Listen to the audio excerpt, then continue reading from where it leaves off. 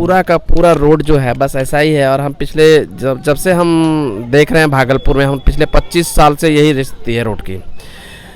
और इतने महत्वपूर्ण पदों पर इस क्षेत्र के लोग रहे हैं, लोकसभा में, विधानसभा में, लेकिन कोई भी इस पर कोई अमल नहीं हो पाया। विधानसभा अध्यक्ष रहे हैं, अभी वर्तमान विधायक हैं, बीजेपी और जेडीयू की सरकार है, बावजूद इसके कोई सत्ताधारी पार्टी की सरकार, एमएलए यहाँ पे जो है कहलगांव क्षेत्र से रहे हैं, बावजूद इसके यहाँ पर कोई काम नहीं हो पा रहा है। और हमको लगता है कि सरकार की उदासीनता है, सरकार अपने बचाव में लगी हुई है, जनता और रोड के बारे में उसकी समझ ही नहीं है, सोचना ही नहीं है उनको कोई काम में। तो मेरे ख्याल से ये बहुत ही उदासीनता है सरकार की, और जो है आम लोगों को काफ़ी परेशान। जबकि हम लोग आपका रोजाना आना जाना होता है? रोजाना मैं प्रोफेसर हूँ भागलपुर यूनिवर्सिटी में, मैं रोज़ ही आता जाता हूँ। और ये स्थिति देख लीजिए कि रोज़ 25-30 किलोमीटर यही हाल है। जब सबौर से निकलते हैं तो पूरा का पूरा कहलगांव तक ये स्थिति रहती है। क्या नाम हुआ? डॉक्टर संजय कुमार जायसवाल। मैं 4 साल से इस रोड पर लगातार चल रहा हूं और अभी तक जस की तस स्थिति 2-3 बार बना, लेकिन 2 महीने से ज़्यादा रोड नहीं चल पाया। और ज़रूरी है इस एरिया के डेवलपमेंट, क्योंकि ये एरिया होता है, इस एरिया का इमोशन एजुकेशन है जो कि विक्रमशिला पर निर्भर करता है। और विक्रमशिला जब तक दबा रहेगा पूरा भारत दबा रहेगा, पूरा बिहार दबा रहेगा। तो विक्रमशिला के इम्पोर्टेंस कारण से इस एरिया का डेवलपमेंट ज़रूरी है, और उस डेवलपमेंट का आधार यहाँ का रोड है। रोड होने से यहाँ का बाज़ार अच्छा होगा, यहाँ का मार्केट अच्छा होगा, और यहाँ के किसान को लाभ होगा, और किसान को लाभ होगा तभी यहाँ का एजुकेशन व्यवस्था अच्छा हो सकता है, और यहाँ का पब्लिक को जरूरी रोजी रोटी मिल सकता है।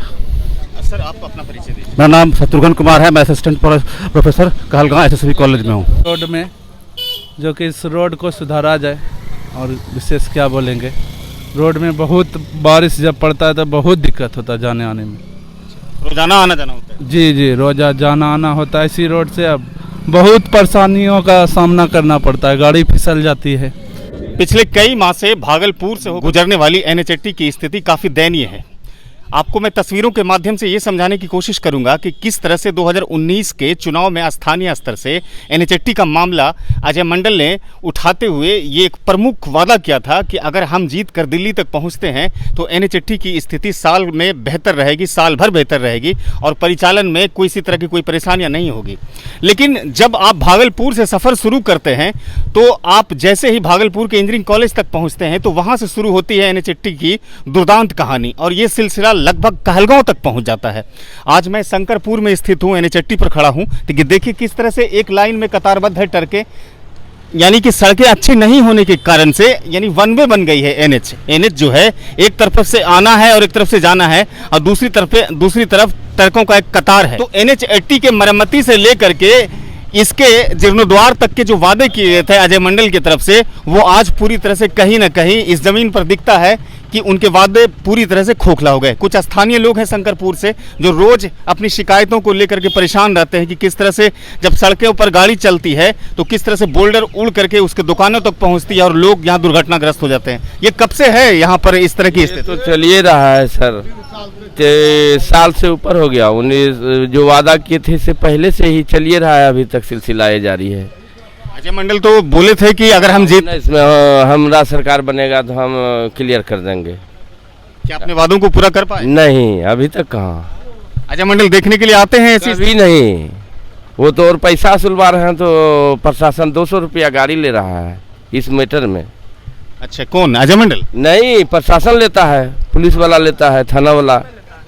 पर ट्रक को गुजरने से 200 रुपया पर ट्रक। ये 200 रुपये किस चीज का है? वैसे नहीं दीजिएगा तो गाड़ी नहीं जाएगा, ऐसा बात है। अच्छा, कौन सा थाना लेती है? सब थाना ले रहा है, सब थाना ले रहा है सर। यानी कि ट्रकों को पार होने के लिए 200 रुपये थाने को देना पर थाना देना पड़ता है सर। 200 रुपया गाड़ी ले गए छोड़ रहा है प्रशासन। घोघा थाना, कहलगांव थाना, टोटल थाना, सब थाना, सब शिवलायनपुर थाना बिना पैसा का। तो ये पैसा किस लिए लेती है? पैसा लेता है ओवरलोड के लिए, अंदरों लोड को नहीं छोड़ रहा, सबको एक के चालान के साथ भी है, फिर भी पैसा ले रहा है चालान दिखाने पर भी।